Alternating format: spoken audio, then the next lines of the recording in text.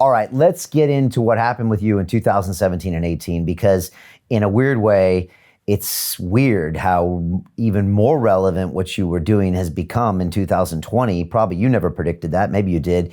Maybe we start off as why you did it and how you actually got around to doing it, because the whole process took a long time and you had a lot at risk, from what I understand. Maybe bring everybody up to speed here. Okay, so for people who don't already know, in 2017 and 18, I worked with two colleagues, Helen Pluckrose, who I wrote Cynical Theories with, and Peter Boghossian, who I wrote How to Have Impossible Conversations with. The three of us, spent a little over a year writing as many gender studies, ethnic studies, African American studies, critical race theory, queer theory, generally social justice epistemology, if you will, papers as we could at the academic level, and submitting them to the highest ranked journals that we thought would take them. And we ended up writing 20 in the course of about 10 months of writing. We started off trying to hoax the journals by just writing deliberate, bogus fraud articles that we didn't even know what we were talking about. None of that worked. We realized that wouldn't work. So we started learning the field from the inside around Christmas of 2017. Starting actually literally at Thanksgiving. And then by Christmas, we kind of got a sense of what we were doing. Now, why do this, though? Maybe I should take you back a step further. Like, why do this in the first place? Well, we realized the three of us had been trying to actually criticize the rising social justice, as it called itself at the time, movement. We now usually call it woke or whatever. But at the time, it was calling itself social justice. And we were trying to criticize it in the traditional fashion, writing essays, writing articles. I even mentioned it in a book. And what happened was nothing. It had no effect. And what we kept being told was that we didn't understand. We didn't know the material. You need to go read this academic paper. You need to go read that academic paper. Scholars have been saying there's a study, blah, blah, blah. So we started reading the scholarship that they were telling. What a weird thing to do. We took our critics seriously and started reading the stuff they were telling us we should read. And we were looking at it and we're like, wow, this is insane. But we already knew that criticizing it had no effect.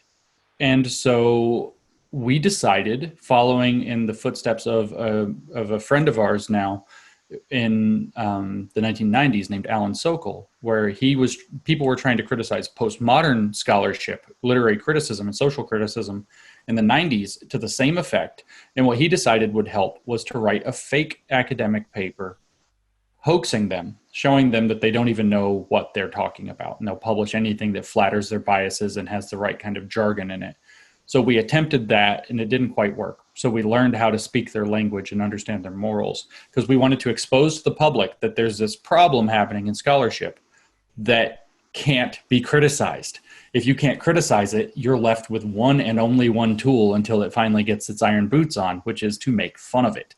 And so we wanted to try to satirize it and parody it and show the public, look, something bad is happening in certain sectors of academia. And this is it's like a runaway train that's had its brakes removed and it's already left the station. It's barreling down the mountain, and you really don't want entire sectors of scholarship going, off the cliff, because what's it going to take with it? What else is on the train is a lot of what we depend upon in society.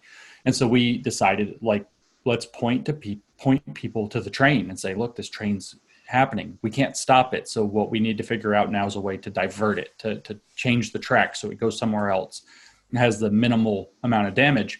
So we wrote these papers. 7 of them ended up accepted by journals in high standing. 7 more were still under consideration. A sociologist guessed that 11 of them total probably would have been accepted in the end by his assessment of A, the papers themselves, and B, the responses that the peer reviewers had given.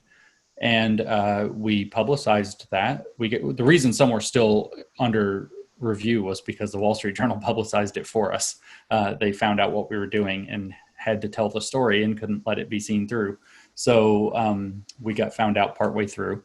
And we tried to tell everybody, this scholarship about race, gender, identity, sexuality, and so on, this is all really leading us to a bad place because it's being institutionalized across all the universities. Every university has a diversity board that uses the scholarship as its mainstay.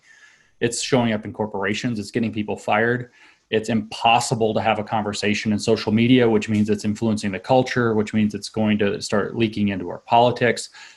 Obviously, there's like a giant culture war around Trump that was all couched in this language at that point. So we were trying to point that out to people and say, look, something terrible is happening. It's coming out of the university. And the problem is that literally you can make stuff up, have terrible or lack of any methodology, crazy ethics, get papers published, and then they're going to be turned around and used as evidence to push policy, to teach classes, to shape society.